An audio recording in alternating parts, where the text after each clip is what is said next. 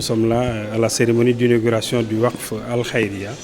qui consiste à remettre ce bâtiment flambant neuf à la société sénégalaise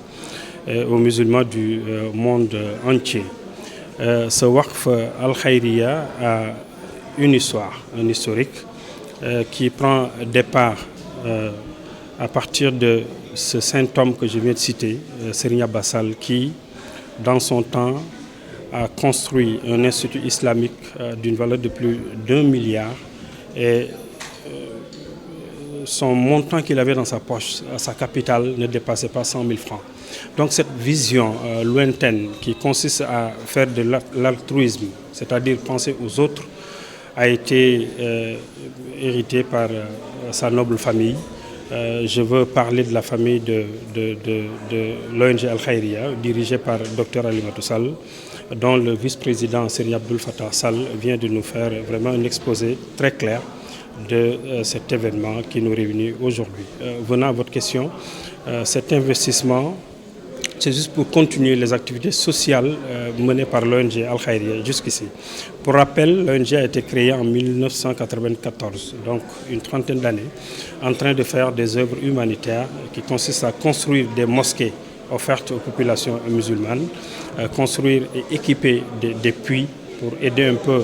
à l'accès à l'eau potable, construire, équiper des postes de santé en collaboration avec le ministère de la Santé et de l'Action sociale. Là, c'est le ministère qui s'occupe du côté médical et l'ONG du côté paramédical, c'est bien à préciser,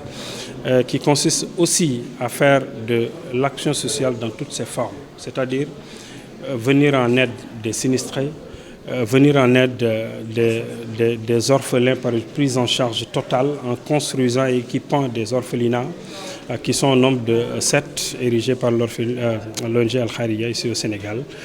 qui polarisent plus de 300 orphelins, qui, après leur cursus scolaire, ne sont pas laissés à eux-mêmes. Ils sont toujours accompagnés par l'ONG jusqu'à ce qu'ils peuvent être vraiment le type de Sénégalais nouveau que nous entendons bien parler, la presse que vous êtes, ces temps-ci. C'est pour dire que cette œuvre est venue pour pérenniser toutes ces actions que je viens de citer. Il n'est pas bien de toujours utiliser la politique de la main tendue. Tu peux avoir des partenaires, mais quand même, il faut penser à des projets que tu dois mettre en place pour pérenniser tes activités. C'est ce que l'ONG Al Khairiya a fait en construisant ce bâtiment de 10 niveaux, constitué d'un parking d'une contenance de plus de 40 véhicules, d'un rez-de-chaussée avec des magasins alloués au commerce, une mezzanine qui abrite une salle de conférence d'une contenance de plus de 200 places et 7 niveaux, maintenant le tout en 3 tours. La masse locative de tout ce que je viens de citer avoisine les 30 millions. Et tout ceci est reversé au social. Et ce qui est important de dire pour finir avec votre question,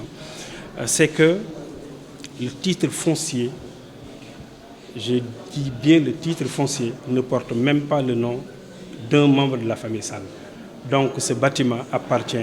à tous les musulmans, de tous bords qu'ils soient, de toute obédience religieuse qu'ils soient, mais de toute nationalité qu'ils soient. C'est mis pour les musulmans du monde entier. Investissement bi li ko waral yëpp mooy jëmbale nit ñi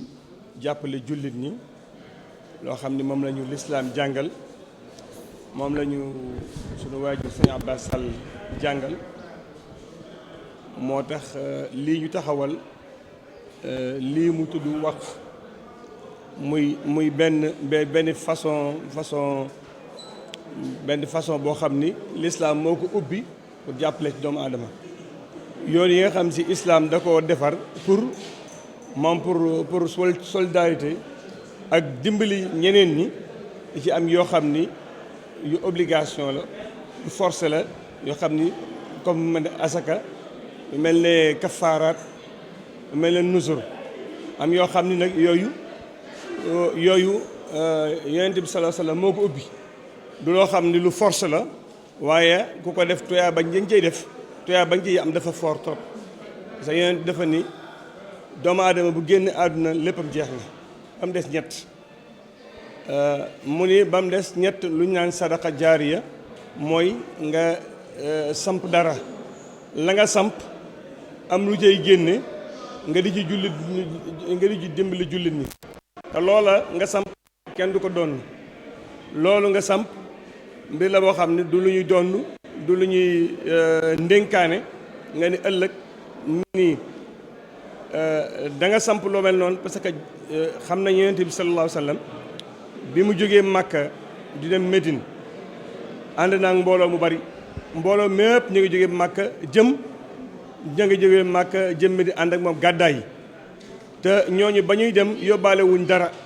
ay loxoy neen lañ demaale te bañ demee dañoo war a dund Yonent bi sallallahu alayhi wa sallam ci la ubbi ay bunt yu bari bunt yooyu mu ubbi woon nag am lu ñu tudd waqf mooy lii ñu taxawal tey nga xam ne si ni jamono yooyu ku amoon tool 1 hectare xaaj nga ko ñeent ca ñett yi ngeen def nga ko waqf boo demee tey jii waqf bi ñu xam si moom lañ gën a ràññee ci àdduna bi mooy Arabie Saoudite tey boo demee Makka tabax ba fa gën a rëy mooy tabax bi montre bi nekk nga xam si lu ma 9 hôtel ñu ngi fa te hôtel yëpp ay 5 étoiles lañ dafay génn kenn xamul nu mu toll loolu mooy waqf loolu bi mu amee nag ONG Al Khayriya am ay projets yu bari yu ñu am ñi ngi tabax ay jàkka ñi ngi yore ay orphelin yor nañ lu ma juróomi centre wala juróom benn centre yoo xam ne ay orphelin ñoo fa nekk am nañ ci jàkka lu jógee 241 mosquées am na ay prise en charge yu ñuy defal ay famille yu bari yooyu nag pour mën a wi li ngay war a mooy loolu moo war tax ñu taxawal tabax ba mel nii la cay génne foofu lay delluwaat la cay génne moo ñu dimbali ñu mën a eggale suñu liggéey bi ñu bëgg ci lislaam te lii waqf nekk na loo xam ni jëkkewuñ ko fi bii du suñu jëkk tamit parce que bu ñu xoolee suñu mag ñi ca gannaaw ñoom ñëpp kenn ku ne amoon na ay waqf amoon na ay tool yoo xam ne kenn du ko doon amoon na ay kër kenn du ko doon xëy na ñi ci gënoon a siiw nag moo na xëy na sëñ Abbas Sall ak sëñ Mourtala lañ ci gënoon a ràññee ñoo xam ne defoon nañ ay waqf yoo xam ne ñu xamoon la yooyu tànk yooyu rek lañuy roy moo tax ñu taxawal waqf bi muy loo xam ni waqf islaam la dañ koy téye am lu ciy génn te waqf na li ñu ko mën def mooy loo xam ni luy sax la am lu ciy génn ñu di ko jox ñeneen ñi. bâtiment bi ñu ngi ko tabaxee presque mën naa ni 2 milliards wala 2 milliards topp loolu lañ ko tabaxee suuf si ñu ngi ko jëndee presque 250 millions. fii moo doon kër président Mamadou Dia ñoom it biñ koy jaay li ñu ko doon jaayee cher na trop mais bi nga xamee ni ñun lii lañ koy doyee tax na prix parce que dañ ko wàññi wala dañ ko xaaj bi sax ñu jënd ko biñ ko jëndee wax fa ñu amoon yëpp ñu jël ko dajale awqaaf yi ëpp yëpp jël ko dajale ko def ko fii lim composé nag mooy 10 niveaux la 10 niveaux mooy ñetti tour la ñetti tour moo fi nekk ñetti tour yi mi ngi am 10 niveaux 7 étages ak misaniya ak rez-de-chaussée ak parking am na 26 appartements am na appartements yi mën nañ 160 mètres carrés lañ am na ci yoo xam ne sax ay 180 mètres carrés lañ am na yoo xam presque 200 mètres carrés lañ am na fi ay magasin tamit ci suuf yoo xam ni 110 mètres carrés am ay 120 mètres carrés loolu moo composé bâtiment bi. am na salle de conférence tamit bu fi nekk boo xam tamit mooy fi ñu doon defee kii bi loolu tamit lim bu ñu ko luyee tamit la cay génn yëpp it ñu ngi koy delloowaat ci social bi rek. non fii kenn du fi dëkk fii yëpp ay bureau la li fiy génn nag moom mooy dundal orphelin yi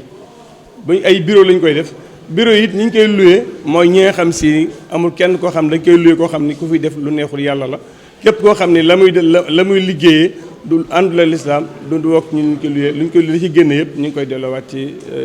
orphelin yeeg néew ji doole ji ak ñi ci mën a dimbali ñëpp ak jàppale nit ñi ci koor gi ak yooyu yëpp daal lépp yëpp ci